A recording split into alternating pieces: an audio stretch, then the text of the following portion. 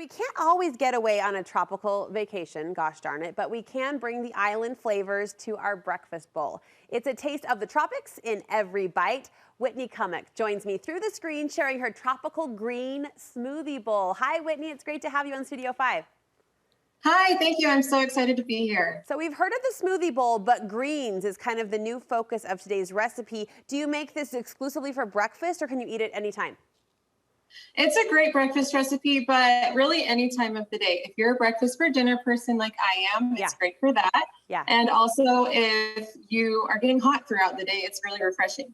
All right, benefits of a green smoothie bowl.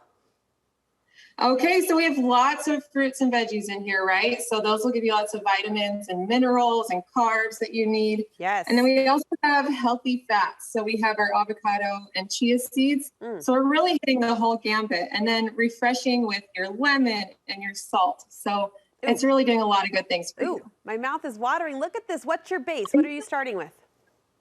Okay, so we are starting with pineapple and banana. Those are going to be our first main ingredients. Add all that sweetness that we like. And then we have some avocado and zucchini, which might be kind of strange, but you don't taste it at all.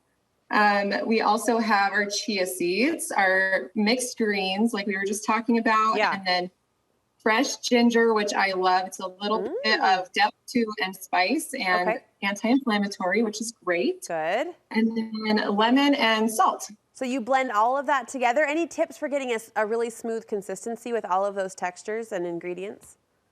Yes, of course. So I like to stack my heavier ingredients on the bottom of the blender. So that's going to be your frozen ones. And you want them frozen because that'll keep it nice and thick. And avocado is really great for keeping it thick as well. So we start with the heavier ones and then we kind of move up with the lighter ingredients. So that'll help pull everything down.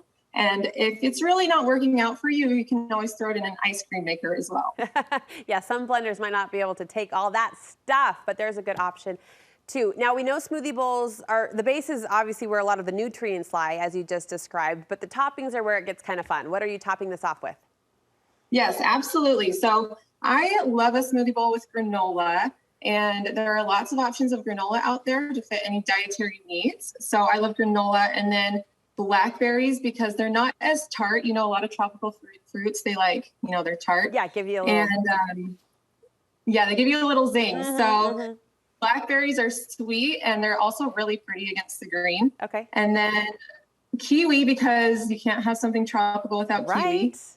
Yes, and then coconut, also healthy fat, so many good things about it. I love just sprinkling unsweetened shredded coconut on. Nice. Listen, I feel healthier just talking about this recipe, and starting your day off with something this nutrient-packed, I think is just a great way to check the box and feel good about whatever else happens, right, for lunch, dinner, and snacks in between. Whitney, where can we get more recipes from you? Thanks so much for sharing. Yeah, of course. So you can find me on Instagram at Wits Food Fit, or on my website, witsfoodfit.com. All right, Wits Food Fit? Yes. Wits Food Fit. We'll link you there. It could be a song. It kind of has a jingle to it. Whitney, thank you so much. Great job. We'll link you there from our website, studio5.ksl.com.